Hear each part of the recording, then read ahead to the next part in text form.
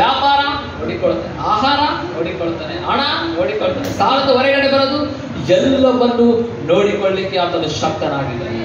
ಬಹಳ ಮಂದಿಗೆ ಭಯ ಭಯ ಭಯ ಭಯ ಭಯ, ಅಯ್ಯೋ ಹಂಗಾಗುತ್ತಾ, ಇದಿಂಗಾಗುತ್ತಾ, ಅದ ಏನಾಗುತ್ತಾ, ನನ್ನ ಲೈಫ್ ಏನಾಗ ಏನ ಹೇಳಿ ಹೇಳಿ ಏನು ಆಗಲ್ಲಂತೆ, ಏನು ಆಗಲ್ಲ. ಯಾಕೆಂದ್ರೆ ಯೇಸು ನಿನ್ ಜೊತೆಗಿದ್ರೆ ಎಲ್ಲವನ್ನು ನೋಡಿಕೊಳ್ಳುತ್ತಾನೆ. ಏನ್ ಮಾಡ್ತಾನೆ? ಎಲ್ಲವನ್ನು ನೋಡಿಕೊಳ್ಳುತ್ತಾನೆ. ಹೌದಾ? 100% ನೋಡಿಕೊಳ್ಳುತ್ತಾನೆ. ಅಣ್ಣ ಇದು ನಿನ್ನ ಅನುಭವ? ನನ್ನ ಅನುಭವದಲ್ಲಿ ಹೇಳ್ತೀನಿ, ಎಲ್ಲವನ್ನು ನೋಡಿಕೊಳ್ಳಬಲ್ಲ ಅಂತ ಹೇಳಿ, ಎಲ್ಲವನ್ನು ನೋಡಿಕೊಳ್ಳಬಲ್ಲ. ವಾ ಹೇಳಿ ವಾ. ಅದಕ್ಕೆ ರಿಚ್ ಅಂದ್ರೆ ಏನು? ಐಶ್ವರ್ಯ. ಐಶ್ವರ್ಯದ ಅವಾರ್ಡ್ ಅಂದ್ರೆ ಐಶ್ವರ್ಯದ ಫಲ ಇದೆ ಅಂತೆ. ಏನ್ ಫಲ ಇದೆ ಅಂತೆ? ಯಾವ ಫಲ? ಐಶ್ವರ್ಯದ ಫಲ. ನೋಡಿ, ಅಂದ್ರೆ ಮಹಾ ಪ್ರತಿಫಲಕ್ಕಿಂತ ಐಶ್ವರ್ಯದ ಫಲ ಕೊಡ್ತಾನೆ ದೇವರು. ಎಷ್ಟು ಮಂದಿಗೆ ಬೇಕಿದೆ? ಬೇಕಲ್ವಾ?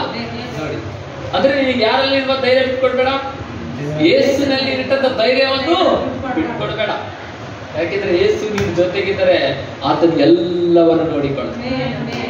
ಅವ್ರಿಗೆ ಹೇಳ್ತಾ ಇದ್ದೆ ನಾನು ಸಿಸ್ಟರ್ಗೆ, ಡೋಂಟ್ ವಾರಿ, ಇದುವರೆಗಾಗಿ ನಡೆಸಿದ್ದಾನೆ. ಯಾವತ್ತಾದ್ರೂ ಒಂದೊಬ್ಬ ದುಡ್ಡು ಎಲ್ಲಾಗಿದ್ಯಾ? ಚಾನ್ಸ್ ಇಲ್ಲ. ಏನಾದ್ರೂ ಕೊರತೆ ಆಗಿದೆಯಾ? ಏನಿಲ್ಲ.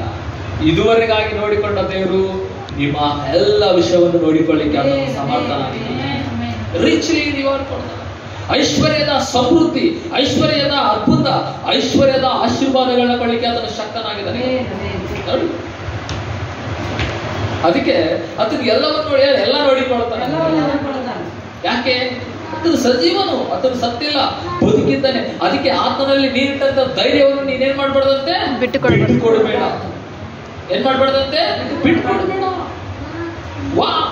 ಯಾಕೆಂದರೆ ಆತನು ಅವಾರ್ಡ್ಗಳನ್ನ ಕೊಡ್ತಾನೆ. ನಿನಗೆ ಬೇಕಾದನ್ನು ಆತನು ನೋಡಿಕೊಳ್ತಾನೆ ಗೊತ್ತಾ? ಯಾಕೆಂದ್ರೆ ನೀನು ನಾನು ನಂಬಿದ ದೇವರು ಆತನು ಜೀವಿಸುವ ದೇವರಾಗಿದ್ದಾನೆ. ನೀನು ನಂಬಿದ ದೇವರು ಜೀವಿಸದ ಕಾರಣವಾಗಿ ನಿನ್ನ ಧೈರ್ಯ ಬಿಟ್ಕೊಡ್ಬೇಡ, ನಿನ್ನ ಕಾನ್ಫಿಡೆನ್ಸ್ ಬಿಟ್ಕೊಡ್ಬೇಡ. ಅದಕ್ಕೆ ಮಹಾ ಪ್ರತಿಫಲ ಇದೆ. ಹೇಳಿ, ಮಹಾ ಪ್ರತಿಫಲ ಇದೆ.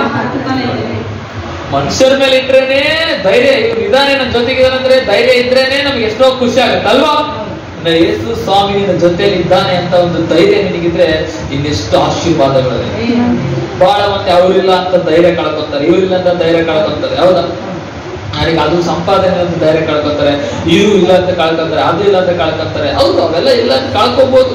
ಆದರೆ ಒಂದು ನಾನು ಹೇಳ್ತೀನಿ, ಯೇಸು ನಿನ್ ಜೊತೆಗಿದ್ದಾನಂತ ಅದು ನಿನಗೆ ಗೊತ್ತಾದರೆ ನಿನಗಿರುವ ಧೈರ್ಯವನ್ನು ನೀನು ಬಿಟ್ಕೊಡ್ಬೇಡ, ಹೇಳಿ ಕಳ್ಕೋಬೇಡ ಅಂತ. ಯಾಕೆಂದ್ರೆ ನೀನು ಮನುಷ್ಯರ ಮೇಲೆ ಇಟ್ಟರೆ ಅದು ಹೋಗ್ಬೋದೇನೋ ಗೊತ್ತಿಲ್ಲ, ಆದ್ರೆ ಯೇಸು ಸ್ವಾಮಿನಲ್ಲಿ ನೀನ್ ಧೈರ್ಯ ಇಟ್ಟಿ ಅಂದ್ರೆ ಆ ಧೈರ್ಯ ನೀನ್ ಬಿಟ್ಕೊಡ್ಬೇಡ. ನಿನಗೆ ಅದಕ್ಕೆ ಫಲ ಇದೆ. ಏನಿದೆ ಅದಕ್ಕೆ? ಇಂಗ್ಲಿಷ್ ಅಲ್ಲಿ ಏನಿದೆ?